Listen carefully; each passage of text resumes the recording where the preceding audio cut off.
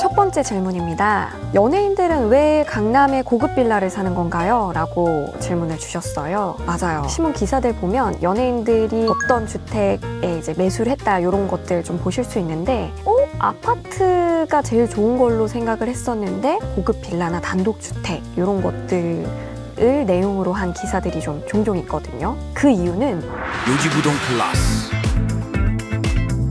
사실은 폐쇄성에 있다라고 볼 수 있습니다. 폐쇄성. 그러니까 프라이버시를 좀 중시 여기는 직업군들이 있잖아요. 사업가라든지 연예인분들 같은 경우에는 보안이 상당히 강화돼야 되는 측면이 좀 있기 때문에 세대수가 오히려 적은 곳을 좀 선호한다. 단독주택이거나 아니면 빌라 같은 형태가 될 수밖에 없다라고 생각할 수 있겠습니다. 빌라라는 거는 주택법상 연립주택 혹은 다세대 주택에 해당이 돼요. 아파트와의 큰 차이점이 뭐냐? 5층을 넘어가냐, 5층 이상이냐, 4층 이하냐 의 차이거든요. 다세대 연립주택은 4층 이하이기 때문에 아무래도 세대수가 적을 수밖에 없다. 그런 측면에서는 보안, 사생활에 대한 부분이 좀 케어가 많이 될 수 있는 장점이 있겠죠. 두 번째 질문, 아파트 대 빌라 어디에 투자하는 게 나을까요? 투자의 장단점을 물어봐 주셨습니다. 일단은요, 가정을 좀 해봐야 돼요. 왜냐면 아파트 대 빌라 그냥 생으로 비교하는 것은 조금 적절한 비교는 아닙니다. 체급 차이도 있고요. 오히려 정비사업 지역의 재개발 빌라인데 대지 지분이 많은 빌라다라고 한다면 웬만한 아파트보다 비싼 빌라가 될 수가 있습니다. 한남동에 이거 잘릴 수 심의준수위원회 activated. 만약에 둘 다 정비사업 이슈가 없어요. 그렇다고 한다면 사실은 우리나라 시장에서 특히나 주택시장에서는 아파트가 투자성이 조금 더 좋다. 아파트에서도 1000세대 이상의 대규모 아파트가 좀 투자 가치가 있다라고 볼 수 있겠는데 이유는 조금 우리나라 사람들의 특징? 예를 들면 모여서 살기 좋아요. 집단성이 굉장히 강하게 나타납니다. 여러 사람이 함께 사용하는 커뮤니티라든지 어떤 인프라 구축이 빌라에 비해서 아파트가 훨씬 더 잘 구축이 되어 있고 그 부분이 가격에 반영이 된다. 그렇기 때문에 나 홀로 아파트 혹은 이제 소규모 세대로 구성된 빌라보다는 여럿이 함께 사는 아파트를 조금 더 선호한다라는 거죠. 그 부분은 꼭 말씀드리고 싶어요. 가성비가 없다. 부동산은 가성비가 없다. 가격은 모든 것을 반영한다라는 거거든요. 빌라가 저렴하죠. 저렴한 이유는 비하하는 발언 아니에요. 비하하는 발언. 정말 황금 오리알이 되기 위해서는 정비사업 이슈라든지 개발 호재가 있어야 되는데 이런 개발 호재를 이제 품고 있는 지역을 좀 선별하는 것. 또 이제 빌라 투자에 있어서 신중해야 될 부분들. 요지부동 클래스에서 말씀드렸었잖아요. 입주권이 나오는 물건이냐 나오지 않는 물건이냐. 오히려 아파트를 사는 것보다 빌라를 투자해서 성공하기에는 조금 더 난이도가 있는 그런 좀 분야일 것 같다라는 생각이 듭니다. 감사합니다. 무허가 건축물에도 입주권이 나오나요? 라는 질문입니다. 난이도가 정말 최상이에요.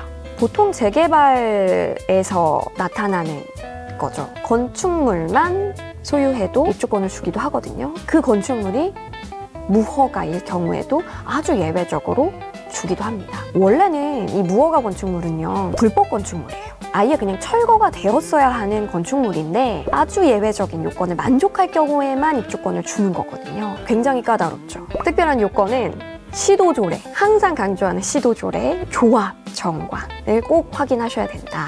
무허가 건축물은요, 종류가 두 가지가 있어요. 기존 무허가 건축물, 특정 무허가 건축물 두 가지 종류가 있습니다. 각각의 요건을 어떤 거를 만족해야지 입주권을 받을 수 있는지는 재개발 사업 구역이 언제 최초로 기본 계획이 수립되었는지, 언제 최초로 정비사업 계획 공람 공고가 이루어졌는지를 확인하셔야 됩니다. 보고 말씀드릴게요. 지금 난이도가 정말 최상이에요. 2010년 7월 15일 이전에 최초로 기본 계획을 수립했거나 2011년 5월 26일 이전에 정비계획 공람 공고를 한 재개발 구역이라면 기존 무허가 건축물의 요건을 만족해야 되고요.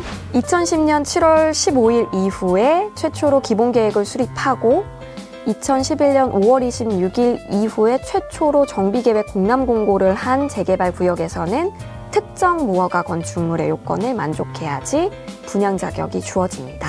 일단은 기존 무허가 건축물의 요건은 1981년 12월 31일 이전에 존재했던 것으로 확인된 무허가 건축물이라는 것입니다. 그래서 지금 보시는, 띄워주시죠. 여기 5가지 요건 중에서 하나는 꼭 만족을 해야 된다라는 부분을 염두에 두셔야 됩니다. 특정 무허가 건축물은요, 이 시점이 조금 뒤로 밀려요. 1989년 1월 24일 이전에 건축된 무허가 건축물로서 주거용이어야 된다라는 부분, 그리고 조합 정관에 무허가 건축물 소유권자도 분양 자격을 부여해 줄게 라는 부분이 정해져 있어야 된다라는 부분을 꼭 만족을 해야 됩니다. 이때 이제 무허가 건축물이라는 것을 이제 증명하기 위해서는 이 특정 시점 이전에 건축이 되었다라는 부분을 소명을 해야 되는데, 시청에 보관된 항공문서, 항공사진, 또 주거용이라는 부분, 용도가 주거용으로 사용되었느냐라는 부분은 현재까지 주거용으로 쭉 계속 사용되었을 필요는 없어요. 옛날에 사용되었을 흔적이 있으면 가능합니다. 그렇지만 그것도 스스로가 이제 증빙을 해야 된다. 감사합니다. 뚜껑이라고 하거든요. 왜냐면 땅은 없고 건축물이 그 대지 위에 덮어져 있는 모양새여가지고 마치 뚜껑 같다라고 해서 뚜껑이라고 하고, 인기 있는 이유는 이제 권리가액, 내가 가진 부동산의 평가된 권리가액에 그 프리미엄이 내가 사는 매매 가격이거든요. 무허가 건축물은 제가 말씀드린 것처럼 토지가 없는 경우가 많아요. 권리가액이 거의 미미하거든요. 땅이 거의 적기 때문에 초기 투자 비용이 프리미엄밖에 없으니 무허가 건축물도 선택지로 고려가 되고 있는 상황이다 라고 정리를 해볼 수 있겠습니다. 감사합니다.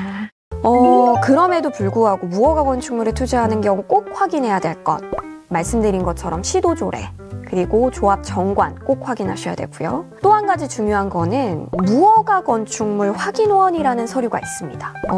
실제로 지번, 소유자, 건축 시점 등을 기록이 되어 있는 서류의 일종의 서류입니다. 증명하기에 용이하겠죠. 언제 지어졌는지, 그래서 기존 무허가 건물인지 특정 무허가 건물인지 각 요건을 만족했는지를 증명하기가 훨씬 수월합니다. 그래서 시세에도요, 무허가 건축물 확인원이 있는 것과 없는 것의 가격 차이는 상당히 있다라고 볼 수 있겠습니다. 이 무허가 건축물 확인원이라는 것이 없다면 말씀드린 것처럼 항공사진, 그리고 재산세 납부 영수증, 그리고 내가 전입 신고했던 내역들, 초본들, 내가 사실 여기에 이때부터 살았었어, 집이 없는데 어떻게 살 수 있었겠어? 라고 역으로 좀 증명을 해야 되는 번거로움과 수고로움이 있는 거죠. 감사합니다. 무허가 건축물은 일종의 딱지입니다. 쿠폰이에요. 입주권을 받을 수 있는 자격이 있느냐? 있다면 이제 프리미엄이 형성이 되는 거고요. 없다면 그냥 도입니다. 모 아니면 도. 네. 백도 아닙니까? 백도 될 수 있겠네요. 요지부동 클래스.